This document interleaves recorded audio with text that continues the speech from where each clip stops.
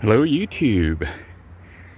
Alright, as you can see I have three of the solar panels that I had up on the roof of the RV good enough. I ended up removing them right before I gave the RV away.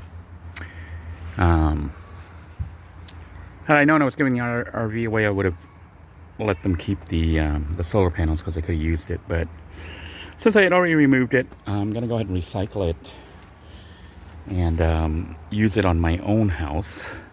Thinking of putting it up on my shed out here. So we'll put it up on the shed to create an off-grid power system. I do have a fourth panel there that I think I might use on my camper van. But these solar panels are old, and I had bought them used from a company out in Orlando. They are Canadian Solar, and here are the specs on it.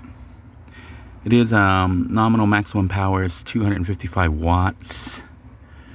So with three of them, I have roughly 750, about 706, 780 or so watts.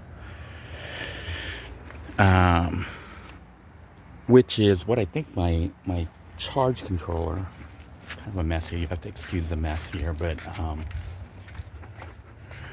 kind of quickly trying to put everything together before my batteries go dead. You can see the charge controller is an MPPT solar charge controller. It'll handle, let's see, it says maximum solar power. I think this model will handle 12 volts, will handle 550, I think. Yeah, 24 volts handles more. I'm going to hook up like three of them, so that'd be about 800. I think it'll work on here. I think this is ML2430, I think. And I think the panels were, let me double check, but I think the panels were 24, not 12 volts. Let's double check.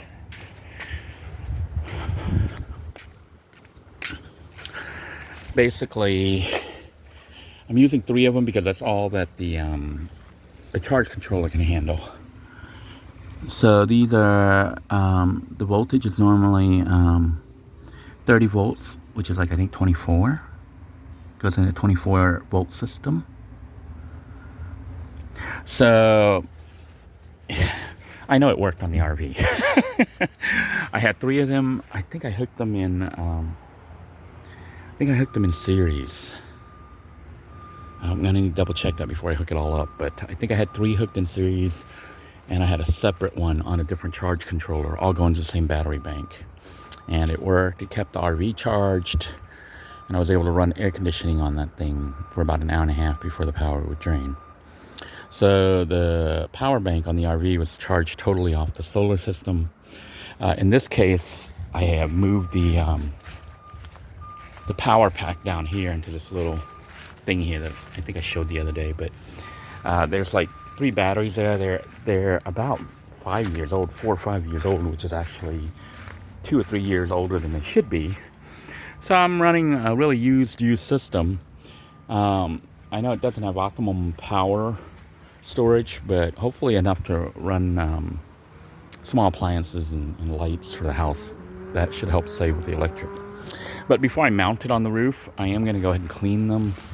So I basically just have some water here with dishwasher detergent.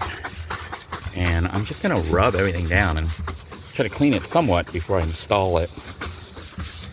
And I know I don't get like full power usage because this is kind of old. And it wasn't at optimum power, but it's good enough. You know, it's for the RV good enough. And now, hopefully it'll be good enough for the house.